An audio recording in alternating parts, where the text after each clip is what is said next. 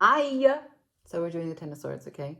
And we know that the Ten of Swords is one of the least most desirable cards. But it doesn't have to be all bad. This is a cosmic womb. My name is Tiffany. We're going through a reveal, right? And we're almost done with the swords.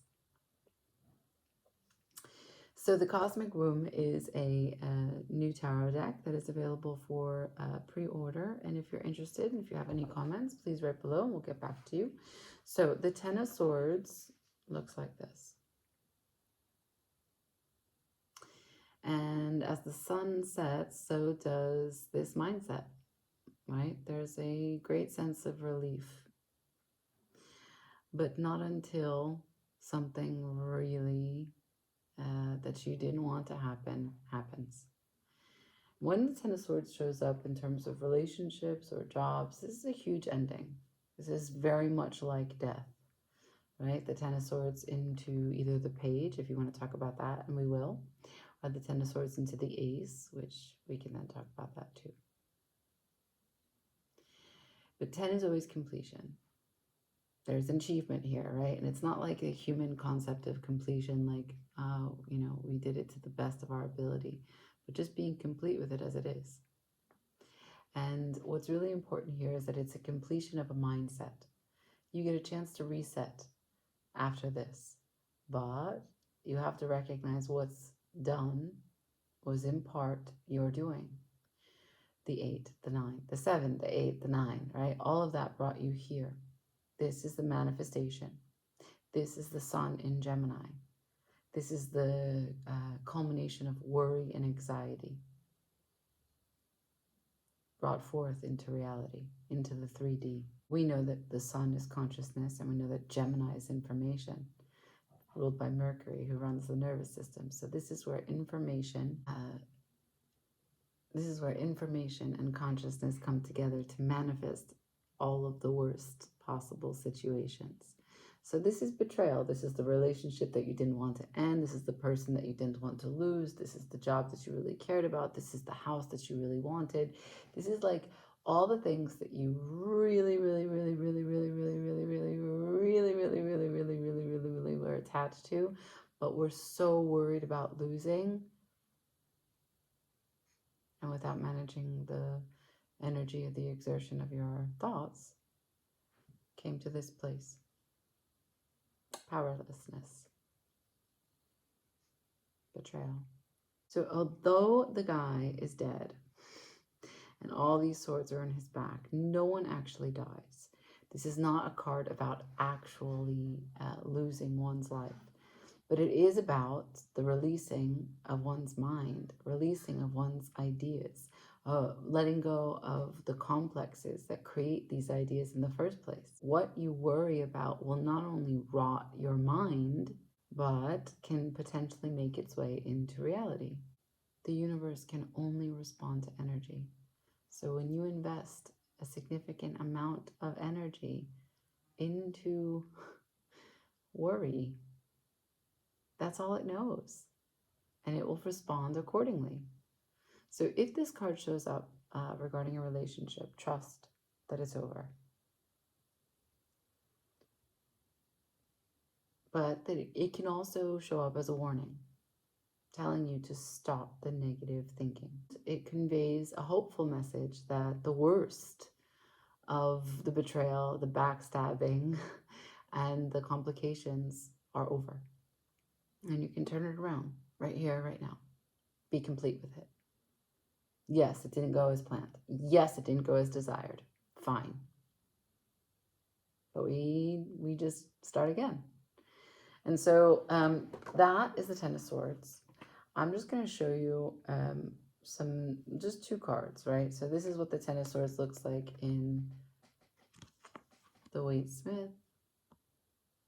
There's only so many dark cards, black cards, right? So the 9 of Swords in the Waite-Smith, the 10 of Swords in the Tower. Not even the Death is dark. But I'm bringing this to show you that this is not very unlike the 10 of Swords. But with death, you have an absolute ending and beginning. See that sun? So there is always a transformation when death is here. You have no choice. This is a major. This is the universe throwing energy at you. This is a minor. So this requires your choice, your free will to get up and take the swords out of your back and begin again. And never come back to this place where all of these swords are in part by you not being in the authority of your mind, your thoughts, your perspective.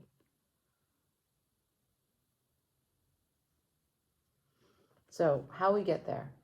This is why I have this card to show you. So the Page of Swords, right? Everyone talks about this card in a very like nonchalant way, because it's just a page and it doesn't have a lot of say, it doesn't have a lot of power, it looks kind of pathetic. Often a Page of Swords is a voyeur, so they being tarot readers, will talk about how someone is watching you, maybe stalking, watching you on social media. But the thing is that the Page of Swords is not necessarily so fixated on watching. It's that the Page of Swords is the fat of the blade, right?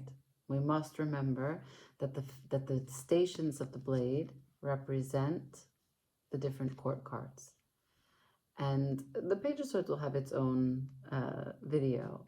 But what's important for you to know, that if this is requiring your free will, to know that you did this, it's going to take some reflection, right? To know, well, how do I not get here again? And the fat of the blade is the mirror. And the Page of Swords needs to be able to turn one page at a time, to recognize that turning the page is within their power. Retrieving pieces of information, even if they don't know the full story, is all that they have to do. Being ambitious and learning is their only task. Without setting expectations for anything too grand, they're able to do this small task one step at a time, one page at a time. This is a humbling experience of self-exploration, which is really difficult for many people. And the reason is because just because this is a minor doesn't mean that an emperor or a king can't find himself in the Ten of Swords. You can be highly skilled and at really great places, different statuses in your life, but your mindset can always come to the Ten of Swords. And you can come to the Ten of Swords in one area of your life and be like so good in another. So the humbling experience is to recognize where you are still or can begin again as a new Page of Swords. This is accountability. This is taking responsibility. This is recognizing that your mind dictates what goes on in your communication and your processing, and inevitably the relationships that you are creating by looking into the mirror, the fat of the blade. So I think that it's really painful to go through 6, 7, 8, 9, 10, and I'm happy that it's gone. But I urge you that if you are dealing with life, that you recognize tarot is about how energy moves. So I imagine that some people who are watching these videos are just learning tarot, right? They want to read tarot, and that's cool. But tarot is how you can see what you've missed, because life is so subjective for all of us. But looking at these images and seeing how energy moves objectively for most or common scenarios is really helpful, okay? And these images, as old as they may be, they still invoke what they do. There's nothing that you can't get from this. So I hope that this has been helpful. Finishing Ace through 10. We're going to go into the court cards now. And I ask you to give me a thumbs up, and also let me know if there's any questions you have, if you'd like to pre-order anything about this process and how it's been for Elise and I. I'd love to hear from you. Ciao.